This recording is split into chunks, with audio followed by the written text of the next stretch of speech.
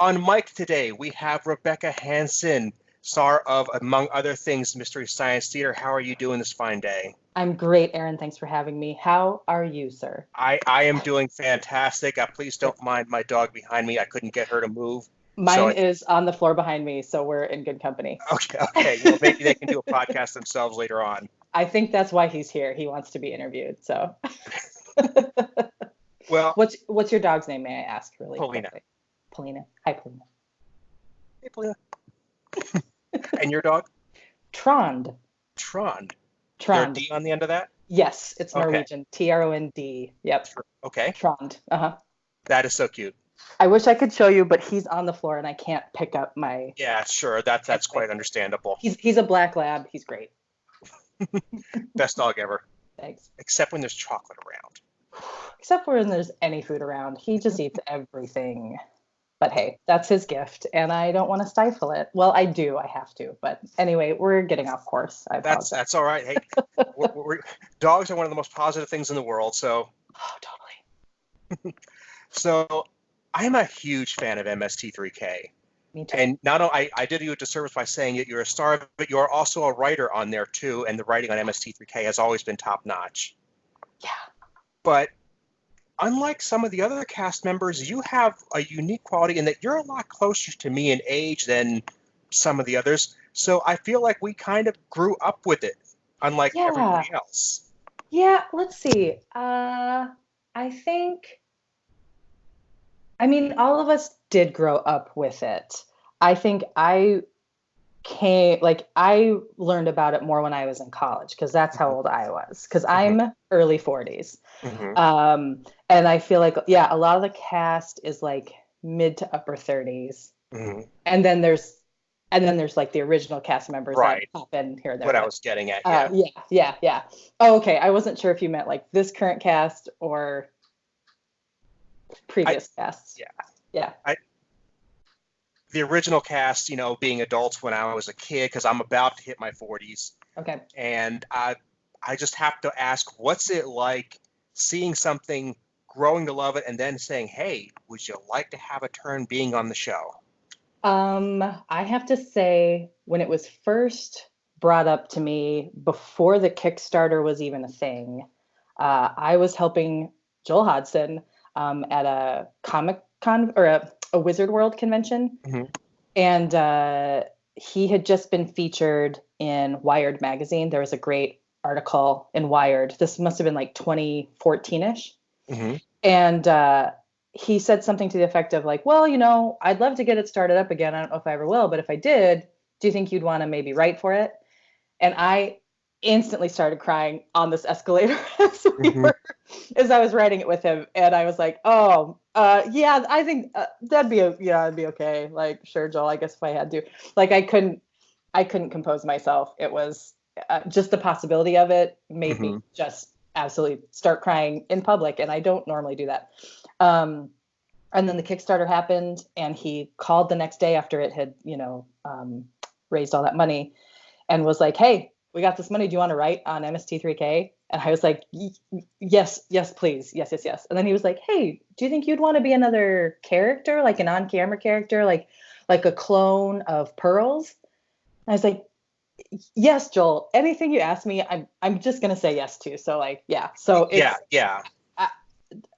to be a part of it still, I still can't believe it actually happened. And it's still like the highlight of my life. Cause it was such an integral part of me getting into comedy, and to be on the other side of it is the coolest thing ever. I recall when Patton Oswalt got that memo from Joel, I think it was over Facebook Messenger or something, he posted a screen cap where it said, would you like to be on the show as well? And he just like had this incomprehensible string of characters. Yeah. And I could only comment on that tweet. I said, if somebody had said that to me, that would have literally been my response to it. By the way, I'm available. So, right. It's one of those things that there are no words. There really aren't. Because, like the show in our minds had ended, in 97? Mm-hmm. So, when you rewatch them all those years, you're like, oh, wasn't this such a great show? Too bad, it ended. And then A, to be brought back, B, to be a part of it. It's I say without hyperbole, I think it's the greatest TV show in the history of Western civilization. whoa. Yes, because it combines so much of, I mean, we have cinema as a whole, anybody who loves movies, and then you have the layer of loving movies for the wrong reasons, and then you have the layer of having theater on top of loving movies Yeah. for the wrong reasons. It's such a layered concept that works for my 5-year-old daughter, Yep. for my 80-year-old grandmother. It works for everybody. Yeah, it really, really does. It is, I mean, yeah, it's an all ages, all encompassing show. Sorry, it is Saturday morning and I'm still waking up. Sorry. Yeah, no. No, I mean, there's so many different layers of hilarity to it and genius and subtlety, and it's a deceptively simple show. And then like I'll never forget when I got my first writing assignment, which was for Cry. I think I did write on Cry Wilderness and I wrote on The Loves of Hercules, but I think The Loves of Hercules was the movie that I first received when we first started writing. And just to, see the opening credits, they give us the movie and the little row of theater seats, are along the front of the movie. And I just remember like I started watching it going, oh, all right, what are Crow and Tom going to say? And then I realized, oh, whoa, I have to be writing those words. Like that was just such a like monumental moment of, oh boy, the pressure's on, it's, you think it's so easy and boy, you throw a lot of stuff out there to see if any of it sticks. But that's also, it's probably the funnest writing I've ever done because for riffing, because you can throw any sort of thing out there and it's amazing to see who catches on to what. It's fun to have to explain your jokes. It's fun when people find them funny on one level and you meant it to be funny on another level. It's really, really fun, as awful as these movies are. And as many times as you have to watch them and as sick as you get of them. And then you always hit a point in the movie where it's like, there's nothing funny. I can't write anymore. I hate this. And then, everyone in the writer's room is like, this is the worst movie. Why did we pick this? We hate this. We can't. And then we make each other laugh again. And then we find the funny stuff of it. So, it's a great show. And I love that it really is for everyone. If you want it to be, it's for you. And, I've been watching, the show started when I was 9-ish. I discovered it about a year later. So, watching before I even hit my teens. And then I watch them again in my 20s and I watch them again in my 30s. It's like, oh God, I keep picking up on new jokes. Yes. It's possibly the most rewatchable show ever. Yes. Because you know when those laughs are coming that you've laughed before. And then, like you said, like when you do watch it as you're older, you're like, oh my gosh. Or there are so many things I learned because of MST3K, because when I first started watching it, we didn't have the internet just right there for us to like look up references. So like my friends and I sometimes would write things down because we're like, oh my gosh, we've got like, we don't understand this reference. We've got to like look it up. And you oddly learn stuff by watching it too. Yeah. The annotated MST3K is one of the greatest ideas ever.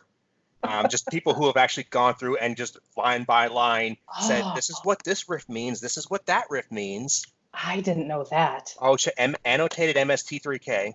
Oh my gosh. Check it out on Twitter. Yeah. Holy cow.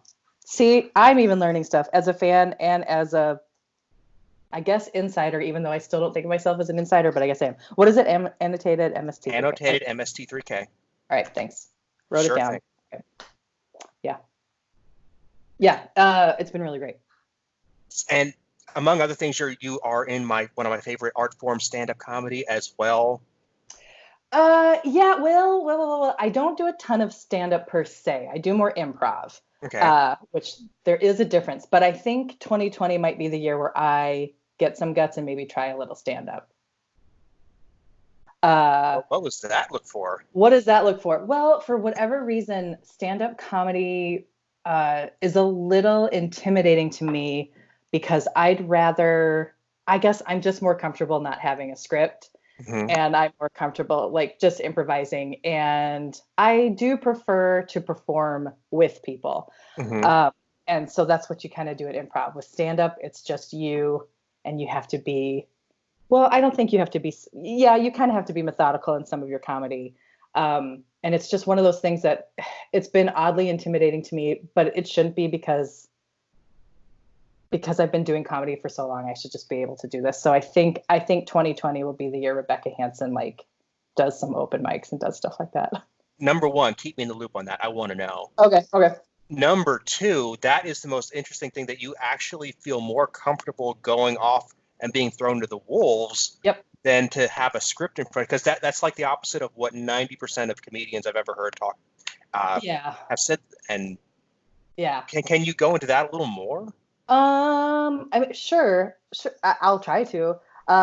It's just, I kind of discovered improv actually as a high school student, and that's what got the ball rolling for me in terms of like being in theater. And then I was reintroduced to improv again in college, and once I did that, that's where a lot of my professors were like, you need to go to Chicago, you need to go to Second City and learn how to do this. I'm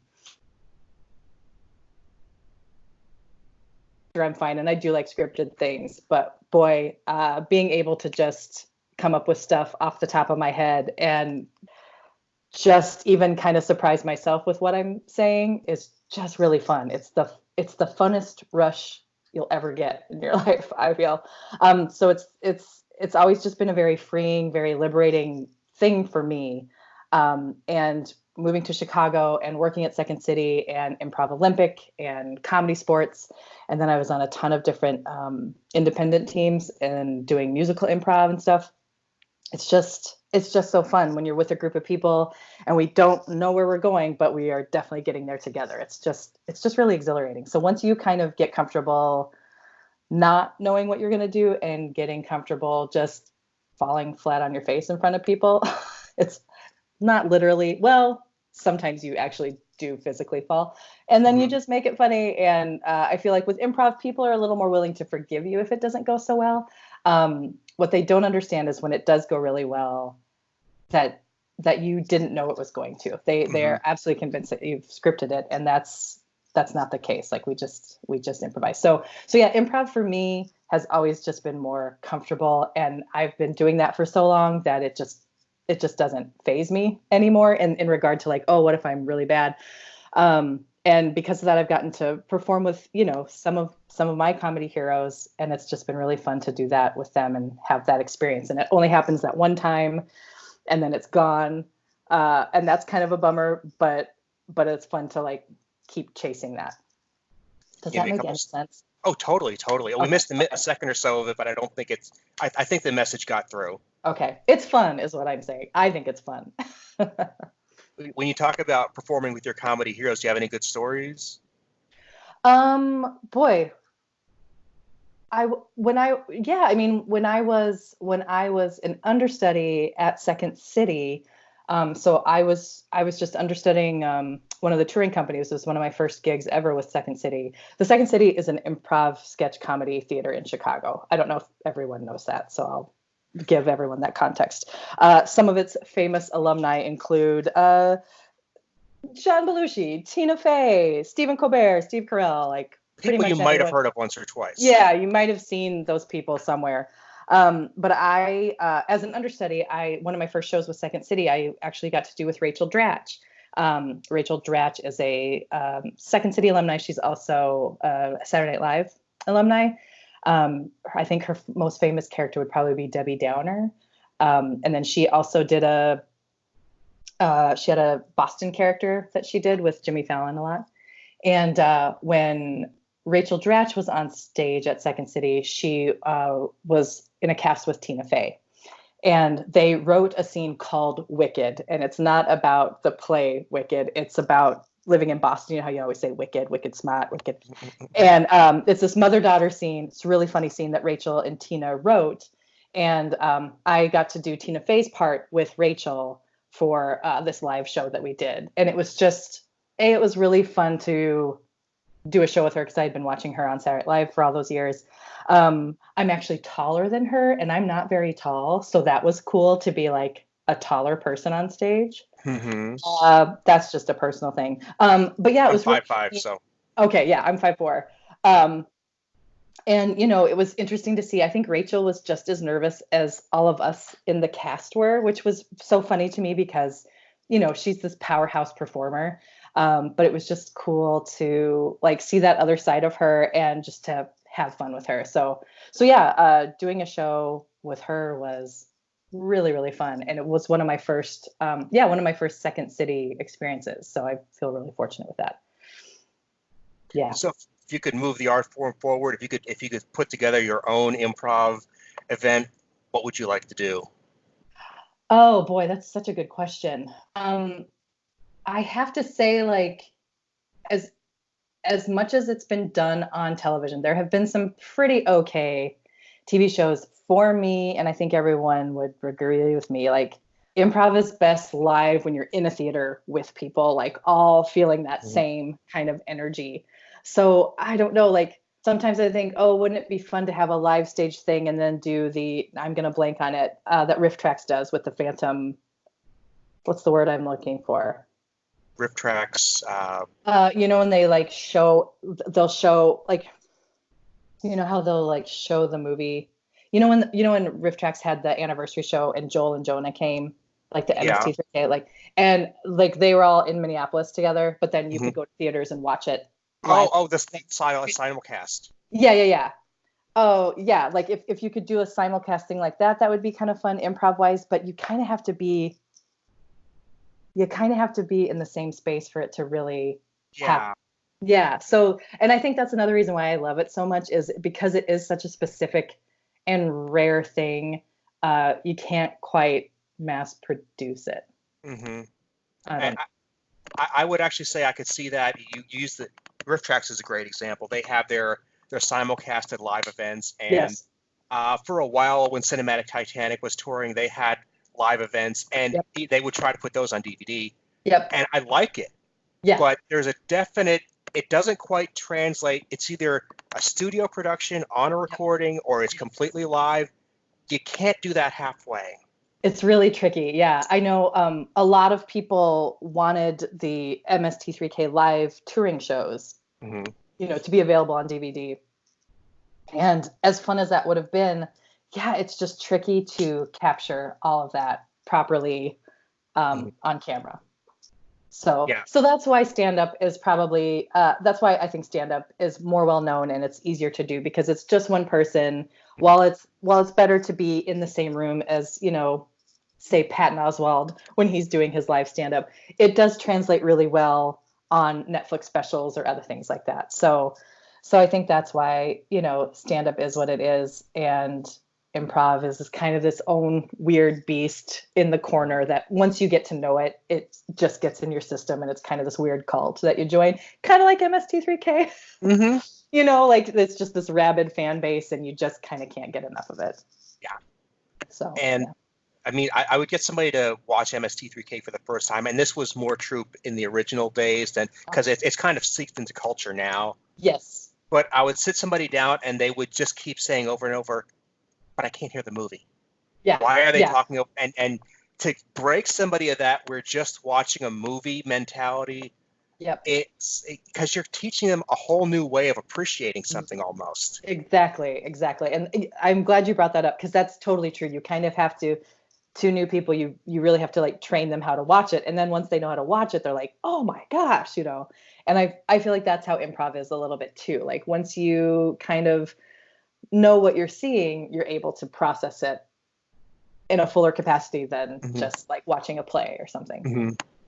But yeah, you definitely have to train people to how to watch MST3K. And I think that's what was fun about doing all the live shows too, was, we had a mix of people who knew exactly what they were getting into. And then we had a lot of people who had never heard of this show before. So for them to experience it with people who knew what they were watching and it was all live and, we were kind of in your faces with it. It's by far, the most fun I've ever had on stage is doing the MST3K live shows because the fan base is so great. Everyone's there. You get to see the Satellite of Love and when Jonah and the bots come out. And then the second year we had Joel with us and people are just losing their minds. And it's just so fun to like be right there with them and be able to experience this horrible movie together. it makes watching The Brain, which was one of the movies we did for the last tour, it made that way more tolerable than it was. I can imagine, and that there are some of those movies where it's like, okay, it's terrible, but it's still just fun. Yeah, yeah. It's I, just I, so yeah. It's like painful fun. Yeah. I actually for years watched the Mexican Santa Claus movie from season 5. Oh yes. No puppets. I would just pop in that VHS tape of the pure movie and just watch it because it was weird, but it was fun. And then the show did it, and I was like, okay, now I have to make a choice. Do I do the puppets or not the puppets? Yeah. And well, dare I ask, what choice did you make? Oh, I almost always opt for the puppets, just because. Okay. Yeah, I mean, it's. But I also just on a whim decided to whip up a Christmas music video of Journey's "Don't Stop Believing" using footage of that Santa Claus movie because "Don't Stop Believing" Santa Claus. That's great. Fun times. So, are you taking your writing talents anywhere else these days? Should I not have asked that? Say what? Should I not have asked that? No, you totally can. No, I think I was actually thinking this last night. Like, 2019 has been just a really interesting year because it's my first full calendar year out here in LA. I lived in Chicago for a really long time. Moved to LA about 2 years ago. This is the first year I wasn't touring or anything like that. And I probably see myself a little bit more as an actor, improviser, and then writer. Mm-hmm. But because this is the least amount of performing I think I've done in probably at least 15 years, I'm really starting to feel that itch again of wanting and needing to do more. And I do think I've known this, but that I'm definitely learning it firsthand out here. Like, if you want to be in stuff, you kind of have to create it yourself. So right now, no, I haven't been doing a ton of writing, but as we're approaching the end of the year, I'm like, yeah, you know what? I think that's another reason why I'm going to kind of show myself on stage to do some stand-up comedy, because it's writing, and it's writing stuff that I want to say and want to do and want to cover, as opposed to some writing assignment given to me. So does that answer the question without answering the question? It does.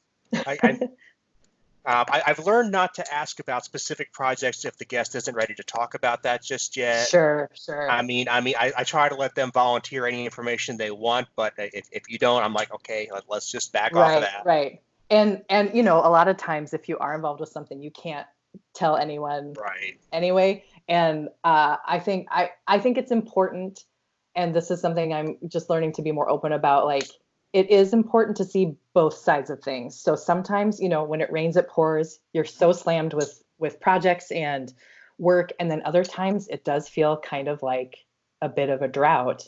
And so this year was a real experimental year of like, I'm going to audition and just, kind of get my foot in the door places here, because it just takes time.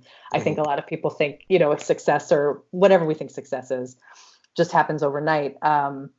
And more often than not, it doesn't. So I'm going to, stretch myself and try something that I've never really done before. I think I've done some stand-up when we do like stand-up sets in our improv sets, where it's like, okay, we'll get like a suggestion for jokes, and then just tell jokes based off of, whatever horrible suggestions we get. So that's not really stand-up. I mean, it is, but it isn't. It's telling jokes on the fly. But so right now, writing wise, no, I really have no ideas right now. I have no ideas. Well, that's okay. It's okay. It really is. And then you will. Yeah. Thank you.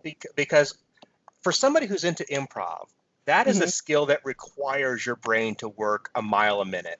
Yes. I mean, you're not going to be able to sit down and think of stuff. So for you to not have ideas right this second is fine, because you have that brain that's like 2 seconds from now, while you're washing your hands or making a sandwich, you could get that idea that sends you to Hollywood again. I mean, it's just Right. Oh, and it's also like just being, I think just having the guts enough to like say, oh, I have an idea. Cause sometimes I don't have that kind of courage to be like, oh, I've got something. I just wait for someone to ask me.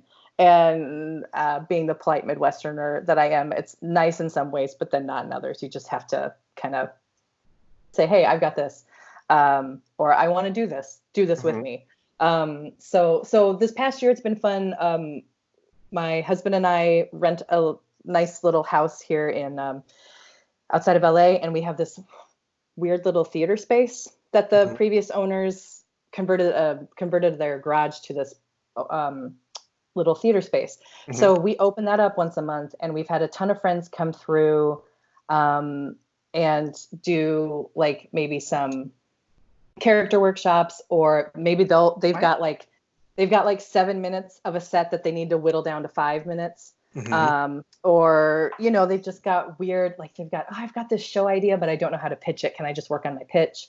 But we've opened up the space because sometimes you hit a point in the creative process where you have to put your idea up in front of someone else, you know, like, but maybe you don't want to do it in front of a paying audience. It needs, you know, it's not that polished. So we've opened up this space for fellow performers in whatever capacity to come try stuff out. And if they want some feedback, they get it. If they just want to put it up in front of someone and just feel how that is, they get that too. And that's been really fun to see friends I've had for a long time or people I've just met, you know, throw out this wonderful stuff that you're like, wow, there's so many great ideas in the world. I feel honored that they would want to share this part of their process with us. And more often than not, they walk away, you know, with good feedback, or they're happy with what they did, or they're like, oh, I knew I needed to work on that. You know, I'm so glad that I have that solidified. So that's been really fun to kind of be more of an observer this year. I'll throw that in. I'm sorry, the pun is amazing. Thank you. I did try that. I didn't try it. I just threw it out. But yeah, it's been fun for the first time, kind of being more of an observer this year than a performer. And that also, I always walk away from those nights feeling inspired as well. So that's been a cool thing that we've done for almost 2 years now. Even Grant Baciocco, who, do you know Grant Baciocco, who's our lead puppeteer on MST3K, he'll like bring cool like puppet stuff by sometimes and be like, I'm working on this for, you know, the show. And you're like, what, Grant, you're amazing. So it's been really cool. You know, we have like puppeteers come through, improvisers, stand-up people, actors. It's been fun. So this year, yeah, like for January, I'm gonna, like, I know when our next meeting will be, and I'll have something to put up in front of people, because sometimes I just have to force myself to do assignments like that if I'm not given something, you know, work-wise. So yeah, it's all sides, friends. There's high times and low times, and real creative times, and real like times.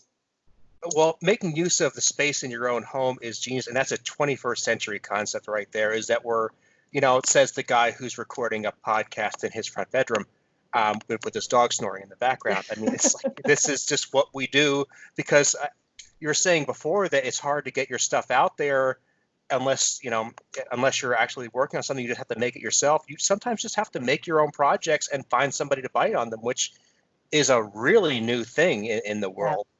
I mean, my favorite TV show in the world came back because of a crowdfunding campaign that went to a streaming service. And if I had used those words 20 years ago, nobody would know what I was talking about. We wouldn't even know what those words were 20 years ago. Yeah. And now here we are. Yeah. I think overall we're living in a really cool time. I think in some ways it's a little oversaturated, but I love that everyone can do stuff if they want to do stuff. You know what I mean? And it's cool. Like, now I know you because of this. And it's really, it's really cool how we have so many tools at our disposal to shine light on other people, and then also bring light to what we're thinking and working on and doing stuff. It's overwhelming. I hesitate to use the word oversaturated, because there's 7 billion people on this planet. That's a lot to saturate. That's true. That's true. I mean, See, we might be just now getting MST3K into the realms of Tasmania and Nicaragua, and I'm sure that's an exaggeration because they've seen it for years. But I'm just saying we can get that out there. Yeah, you're right. You're very true. That's very true. Yeah. I feel like I don't even know what I'm saying. So yeah, I agree with you. Well, I think that's a pretty good place to leave because I know you're a busy lady and you've got stuff going on. I mean, I do, and I would, and I hope that there's more. I'd like to have you back. It'd be great. I hope to come back and be like, oh, Aaron, look at this, and I'm doing this, and blah blah blah, and this, and that's a very technical way of me putting things. That's okay, and that's because if you're going to do the stuff that I think you're going to do, I would really like to hear about it. I'd like you to talk about it here again because I said I love MST3K.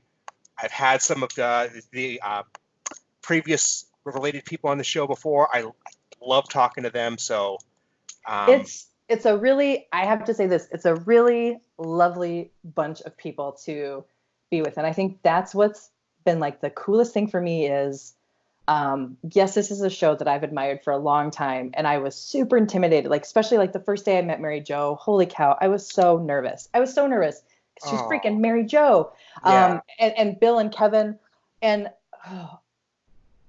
they could not have been nicer or more gracious or more lovely and welcoming. And that's what's been so cool, is just getting to know that not only are they just hilarious, they're just really lovely, warm people. Mark Hamill, the same way. Holy cow. Mm-hmm. What a like sweet man. So it's been that's what's been like probably the coolest. And it's just knowing that like it's good people behind all this stuff. It really is. I've met MJ a number of times because we lived in bordering states.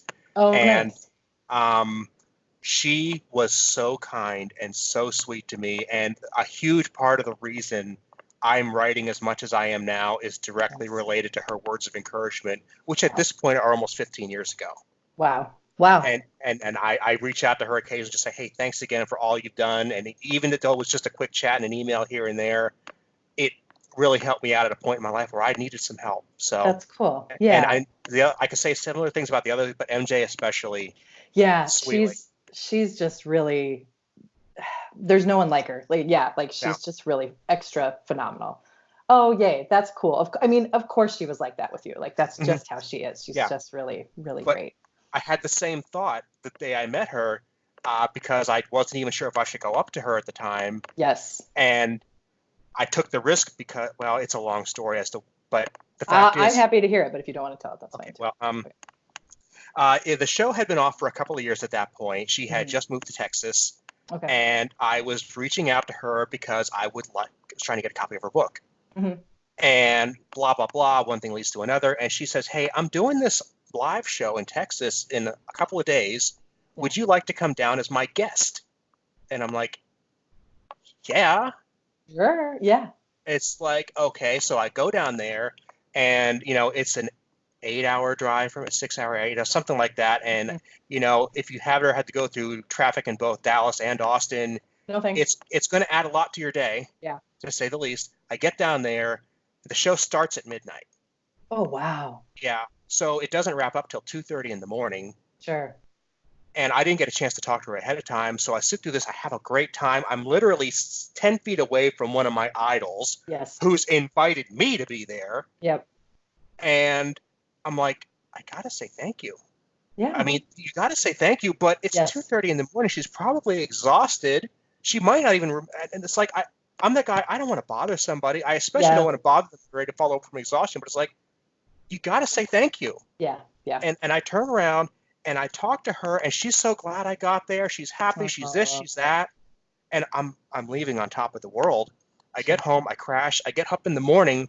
I have an email from her saying, and again, I'm like, man, did I do the right thing by at least saying hi? And she's like, I'm sorry I didn't invite you to breakfast. What on earth? And again, every time we chat, it's just been that level of wonderfulness from her. Yes. Yeah. I first met her when she first saw me when I was Synthia.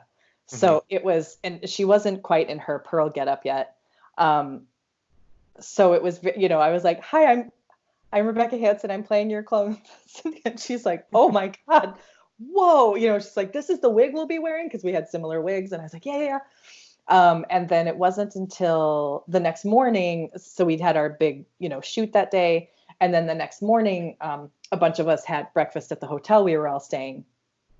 And so I, you know, met her as myself, and I came up to her. I was like, hi, Mary Jo. This is what I really look like. I'm Rebecca. I played your clone. She's like, oh my gosh, you do look different outside of Synthia. Yeah, she was just really, really, really, really, really sweet. So then I was like, can I sit next to you during breakfast? She's like, please do. So it was just nice to get to know her, because the first day I met her, I was just so awestruck by everything that was going on, that I almost just couldn't process anything, because it was the coolest experience of my life. And I just felt like a real idiot, because I was very starstruck by everybody, and everyone was really, really nice. I had met Patton for the first time earlier that day, and he was just getting into the makeup chair, and I was leaving, and he was like, all right, Mary Jo, we're gonna have a great day today. And I turned around and I said, Mr. Oswalt, I feel like I should tell you that my name is Rebecca Hanson, and I'm playing Mary Jo's clone, Synthia. And if you and Mary Jo have an inside joke, I don't want to ruin it for you, because I don't want you to think Mary Jo's rude, because this isn't Mary Jo. My name is Rebecca. Like, I felt really stupid. And he was like, oh my God, you look so much like Pehl, that I thought that you were Mary Jo. And I said, and then all the makeup and hair people were like, yay, we're doing our jobs. And I was like, it's because these guys are so great, but I'm a big fan. I'll see you out there. And just was like a babbling idiot. But yeah, like Patton was really sweet. Mary Jo was so sweet. And she was just really cool with me being a clone. And I just told her, I said, I'm just literally going to like stare at you all day and literally mirror everything you're doing. She's like, great. So then she was like doing funny things, so I would have to do them too. And yeah, she's just really fun. She's just a fun, lovely person. Mm-hmm. So, mm-hmm.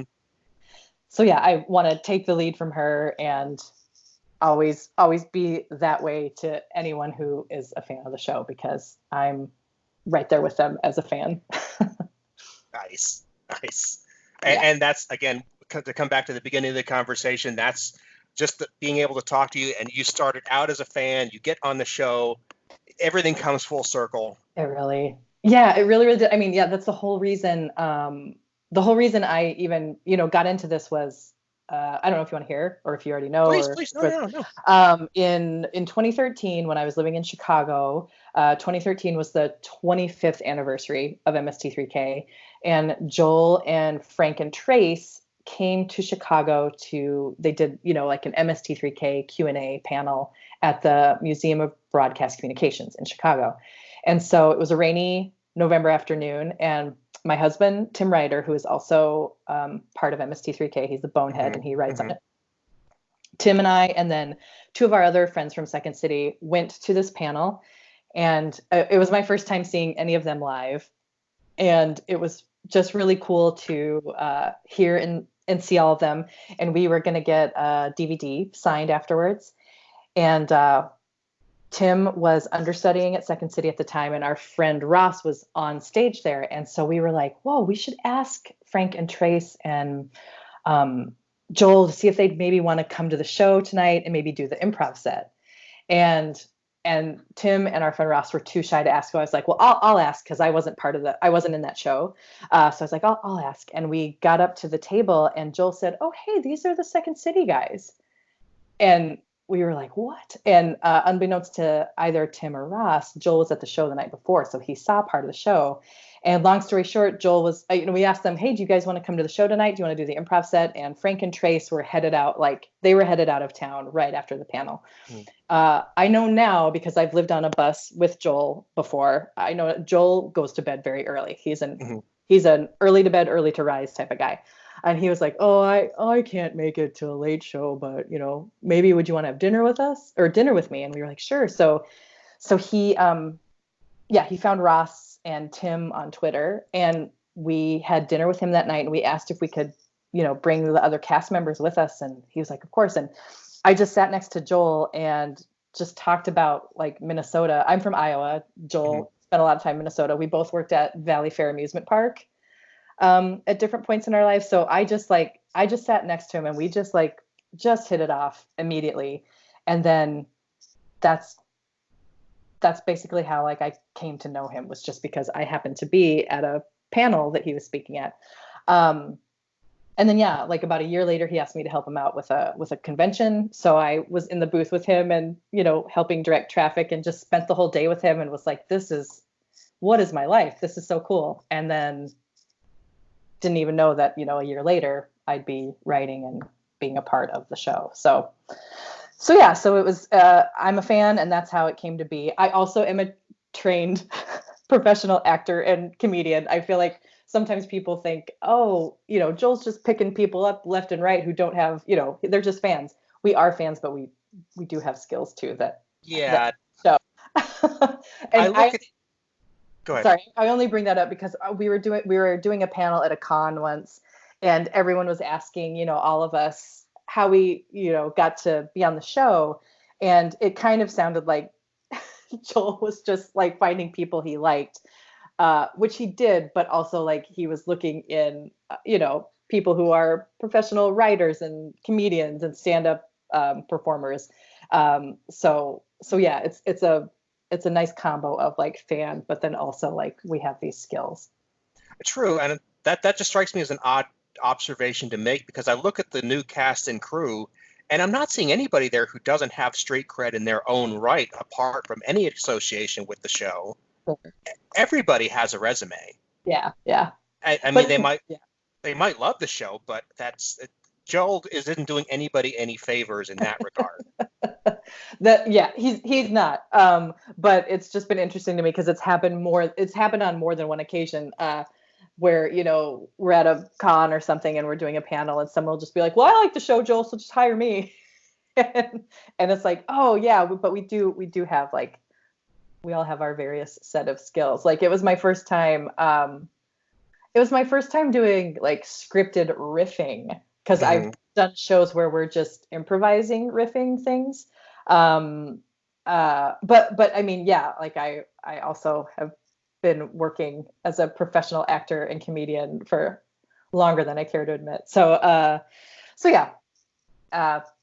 My story is I was a fan, I am a fan, and it's pretty crazy how that's how a lot of us got to be on the show, is because we are fans, and then also, we also do these other things that help out. And I guess it doesn't hurt. Joel has said this before too. He's really big on like, he's got facial recognition and he like locks faces in, and I think for whatever reason he just thought, oh, I would, once I'm done up, I would look enough like Mary Jo or like Pearl, that we could, make this clone and have that work. So thanks, face, that I can look enough like, or that Synthia and Pearl can look enough alike to be clones and have that work too. So yeah. He obviously knows what he's doing. He does. And he's like, it's really crazy to have worked with him so much. It's crazy that I, have his phone number. Even when he calls now, it's still like, oh, Joel's calling me. Like that's still like, excitement hasn't gone away, 3 years now into knowing him and working with him. He's just ridiculous. He's really fun. I get a kick out of him. I just get a kick out of him. I can't imagine working with that crew and not just having a blast all the time. And I've heard that from a lot of people in your position.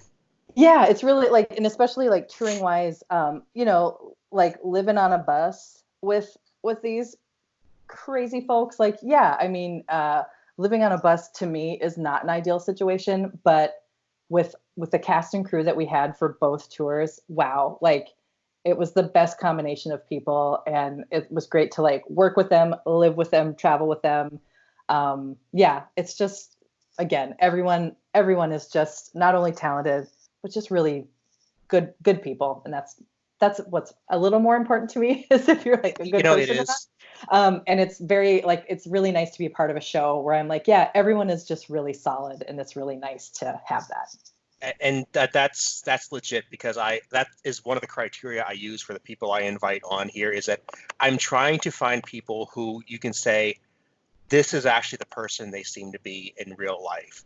This is actually a good person who you'd want to have for a neighbor, but they're also ridiculously talented. And it's not a case where you have to choose one or the other. Right. Yeah.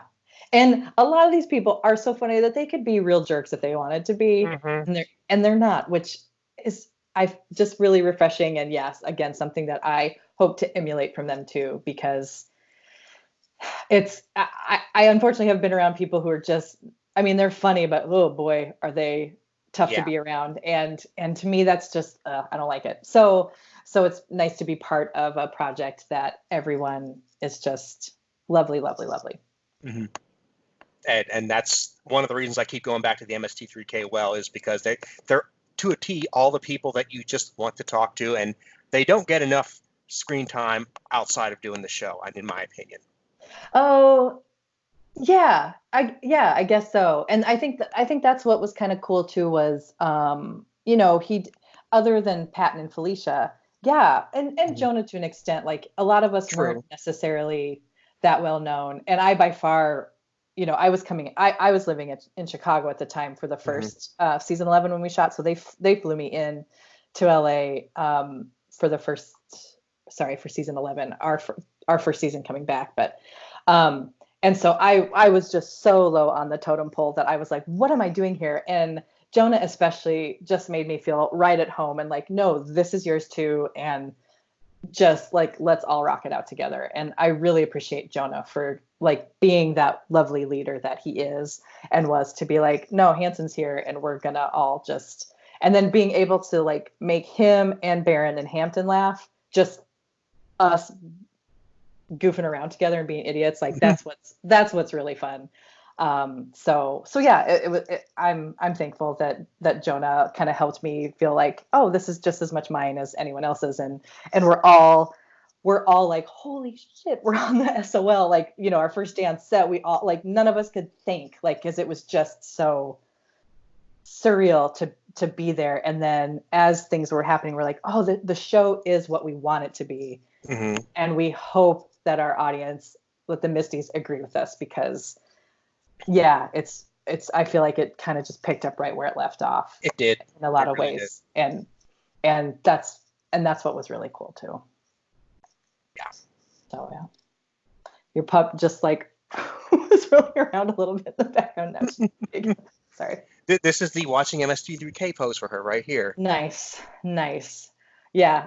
Trond has he left a while back. Yeah, I saw him head out the door. Oh, did he? Yeah. He's listened to a lot of, he was really integral in keeping our involvement a secret for a long time. Trond had to keep us, because my involvement and Tim's involvement could not be revealed until after, I think even after the premieres, they didn't like let people know that Gypsy was going to be voiced by a female and stuff. So I really have to credit Trond for not like tweeting and getting on the internet and blowing our secret and getting me fired. So I really appreciate him for doing that. Good dog. Yeah. Well, Rebecca, please, I would love to have you back. Actually, I'll probably reach out to you soon and try to set something up if you end up having something come up that you want to talk about. Sure, I will, definitely. So where can somebody find you if they want to keep tabs on you online? Sure. Yes, you can find me on Twitter, where I think on Twitter I am FunkyBeck, PHUNKYBECK, and on Instagram I'm FunkyBeck, but it's FUNKYBECK, because I joined Instagram way before I joined Twitter. And yeah, I am pretty good when I do have live shows, mostly here in town in LA. I let people know. But yeah, I definitely will find me on Twitter and Insta, and I'll let people know when I get the guts to do some solo stuff. Awesome. And other group stuff. Like group stuff, I'm always like, come see this. Solo stuff is a different situation, but 2020, I'm saying it to you, Aaron, so there's accountability. That 2020 will be the year that I get some guts and do some one person stuff. I'm going to hold you to that. Okay, do it. All right. I'll talk to you soon. Thank you so much. Have a great holiday season. You as well. Keep circulating the tapes. All right. Yes.